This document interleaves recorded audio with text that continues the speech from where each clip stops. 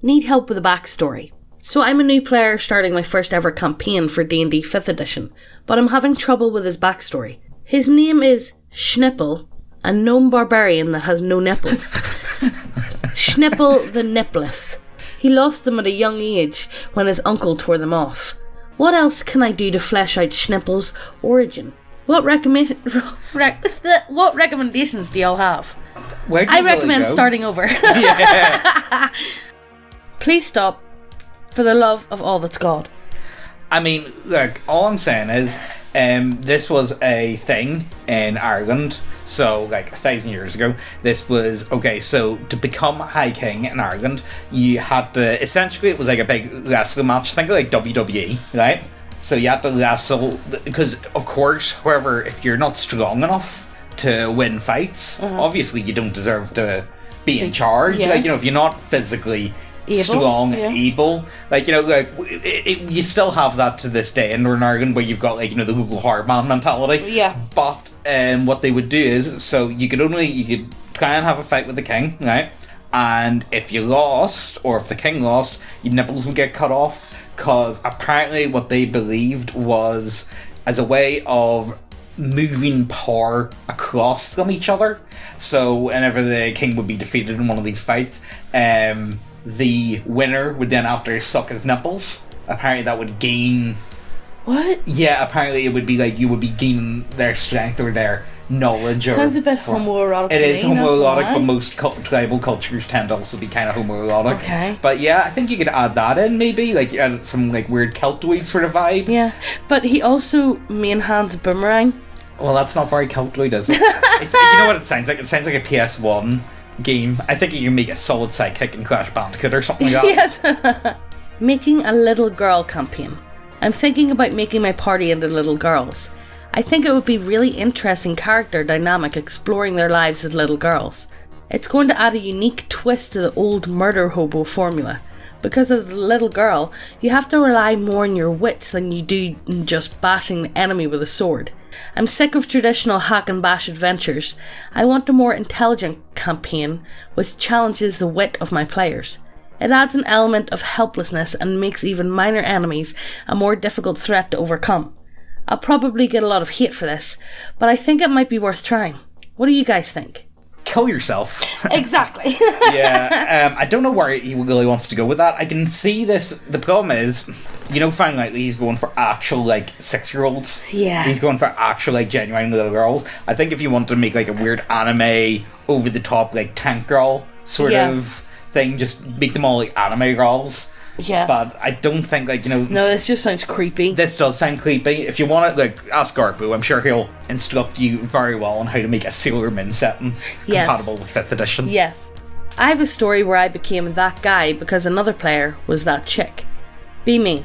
Join a game midway through as typical strong barbarian dude. Plot is using a typical adventure guild setup, so I get paired up with the party by the guild higher up. Sorceress player decides she hates me because her big dumb barbarian ignorant of magic. Demands I prove myself to her in single combat. Pretty sure she's literally trying to kill my character and make me re-roll. She also plays up the crowd before we start fighting, trying to make me really feel guilty about attacking a woman.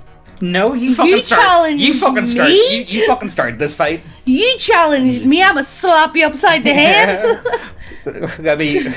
So instead, I don't attack her. Close the distance and grapple her. Pin her to the ground. No subtle spell. Can't cast anymore. 8 strength. Just hold her there, flailing in front of the crowd. She's just worked up. Smug shit-eating grin on my face IRL. She's sitting there halfway shocked and halfway pissed off about this. I'm having way too much fun, so I drag it out and make her surrender nice and loud in front of everyone and promise not to be so childish in the future. She keeps thrashing around for another 20 minutes and filling all the checks to break the pin until the DM starts giving her exhaustion levels. Eventually does give up. Continue to give her shit about it the entire rest of the campaign and retell the story at inns and taverns. DM eventually tells me to knock it off. Keep mentioning it every few sessions just to poke the beehive because I know I can get away with it. She was looking at. That's the way I look at it. She was looking at, and I have no sympathy for someone that was going out of their way to try and stir something going on here. And then make you look like the bad guy whenever they were the one who fucking initiated it. Honestly, I do feel like sometimes the best revenge is whenever you're not actually overly fatal. It's like killing them with kindness almost. Yeah. One example that I always think of, okay, I know putting shit in somebody's shoe.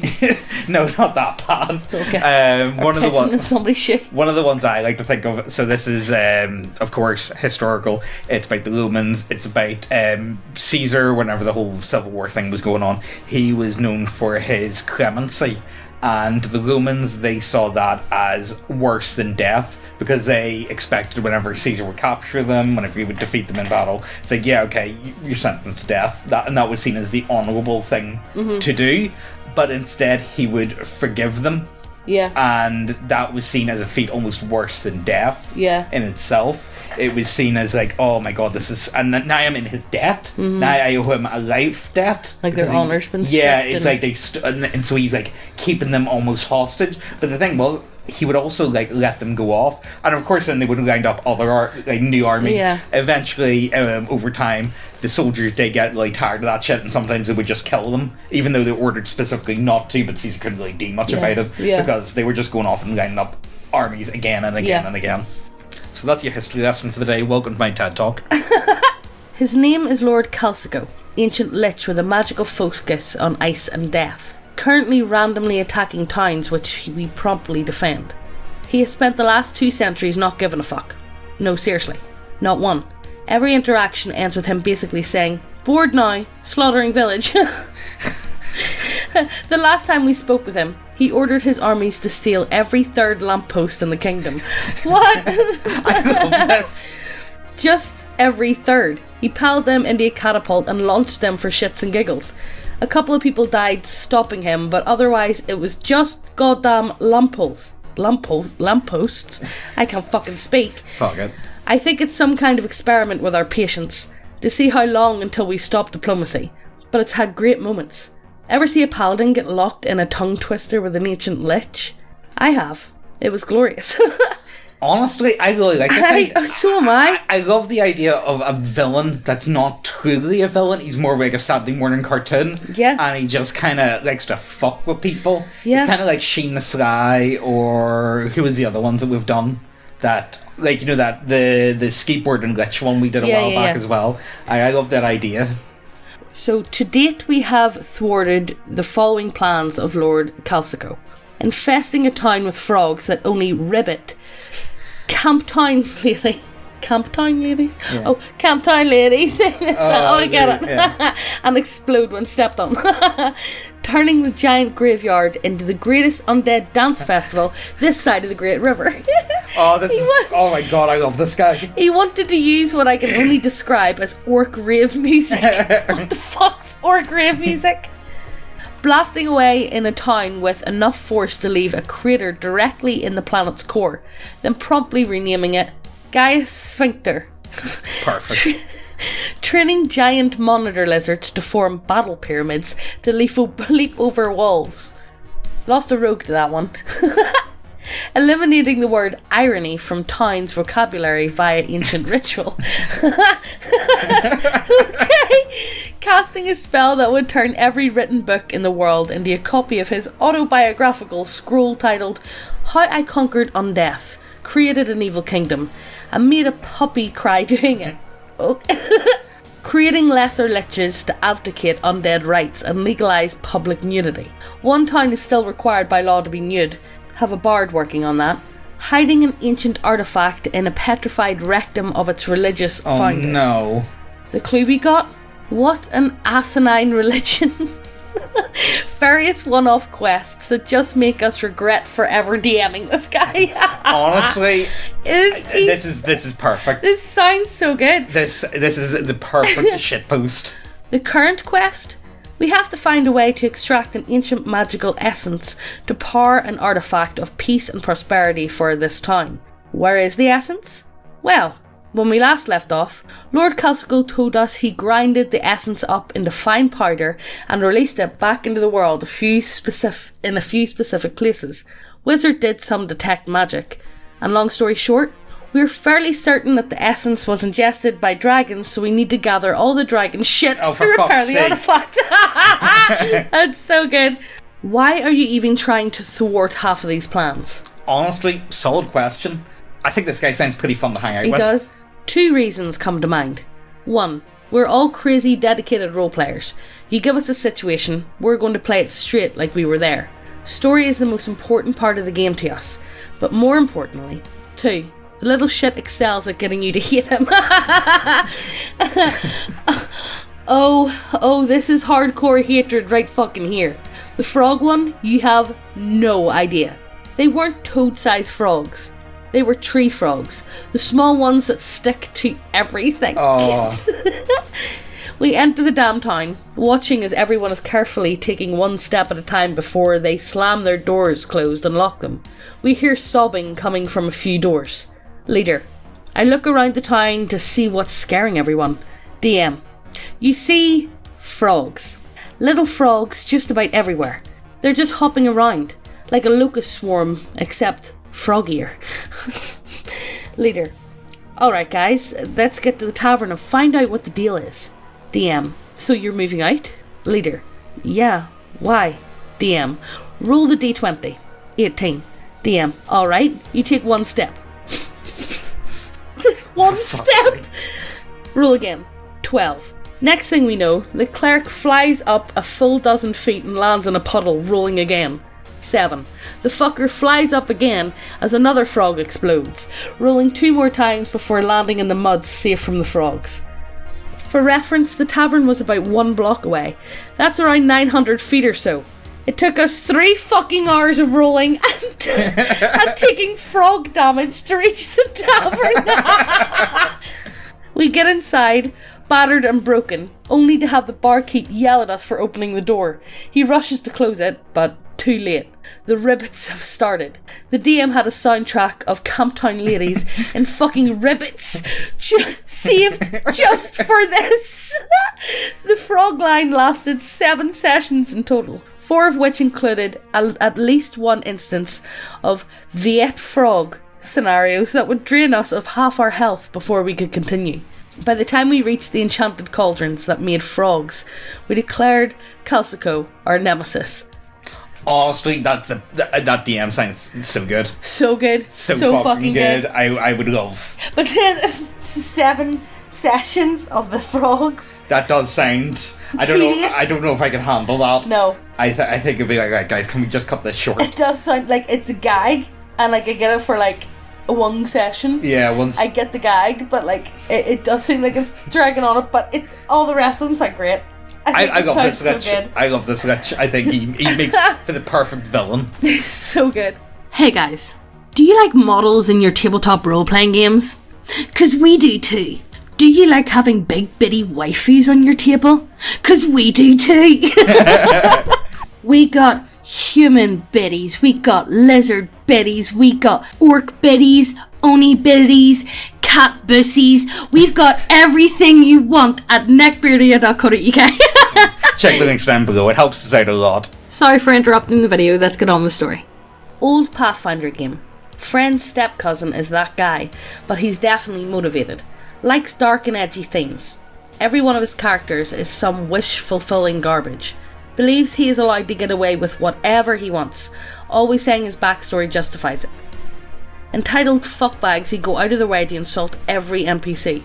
Normally it's the other way around. Mm-hmm. Normally it's the horrible NPCs that shout at the players. Yeah. Would often argue with and attack other characters. Both would rape or kill or both, but not skullfuck. Wait, what? That's not something. What? Just one disaster after the next. That guy makes a shitty, abnormal, half-elf sorcerer character. Doesn't buy any defensive or offensive items. At level 8, has AC 13. Wondering why he is not min-maxing. The game starts normally. Party starts fucking around in a city bazaar on market day.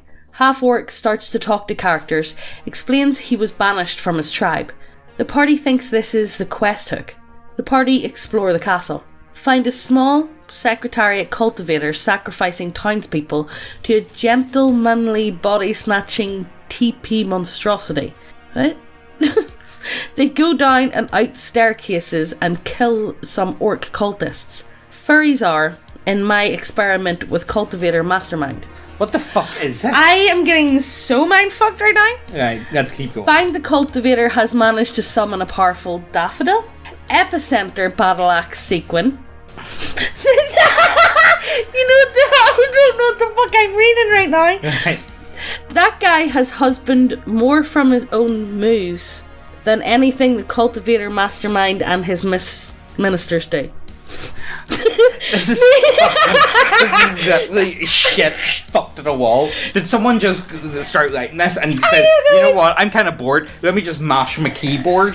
You know what this reminds me of? You know that game where you get the card and it has like a sentence, but all the words are completely random, but if you say it enough, you'll get the sentence. Yeah. That's what it's like. Right. This is what it's like. Let's just keep going. Let's see, what the fuck is this? Mage attainments again succeeds in Killjoy the Cultivator leadership. Tempo has an artifact, portcullis to hello.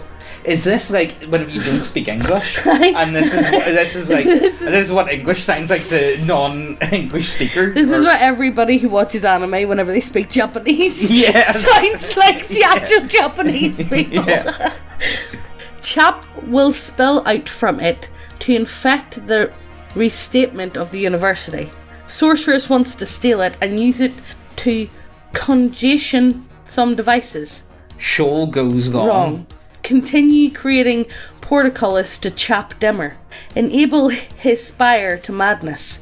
I offered him the chancel to just have me handbag wave bandit away. He just grinders and sits down and out. They finally clear the build-up and leave. Somehow we survived, but it was not function. That guy just gets butt mad. Are you having a stroke? Someone says.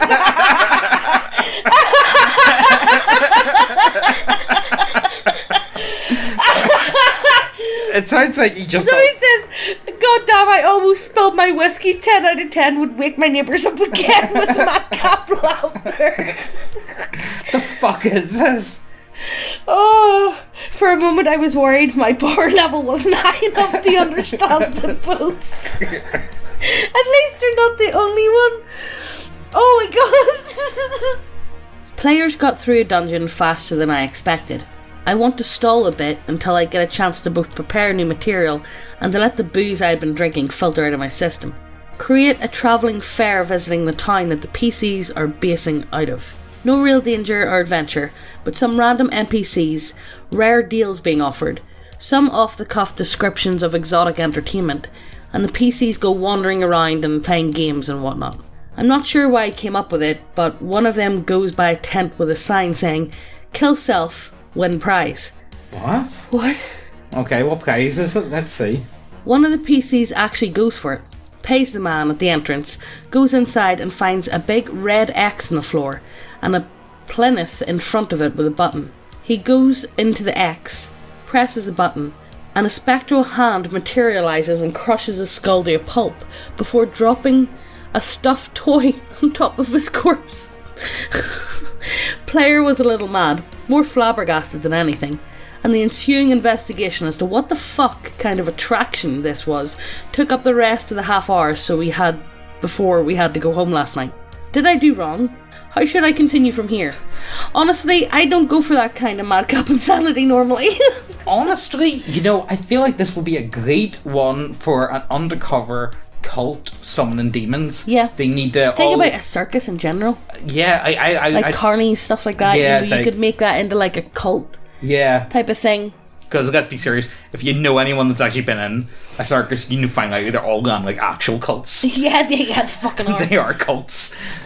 I think you could do something with that. I think definitely you could have something. You could make that like a side quest. Yeah, I would. Off the main track, but instead of having your festival day filler campaign, make session, like a quick side quest where you can kind of come up with it on the fly. Yeah. While you prepare for the main one. Yeah. Definition of filler episode. Yeah. But yeah, I think that's where we're going to end it today. This is, again, we're recording this way in the future, so we are. Ooh, I'm in the future. Ooh. It's still shit. Yeah, well, this is more like a message to the future, I think. Oh, yeah, yeah. So, and like, this will be uploaded months away from the time of us actually recording this.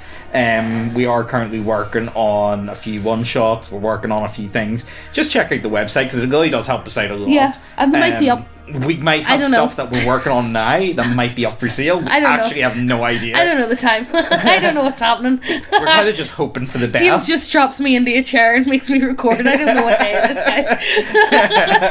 guys. Yeah, we have a strict regimental standard of recording about 10 hours plus a day. But like, the more we do now, the more time we get to spend with the child. Yeah. So it's worth it, the way I look at it. But yeah, it definitely does help us out a lot. Check out the models, check out the website. You know the deal. Yeah, hit subscribe as well, hit the notification bell, all that good shit. And we'll see you next time. Bye.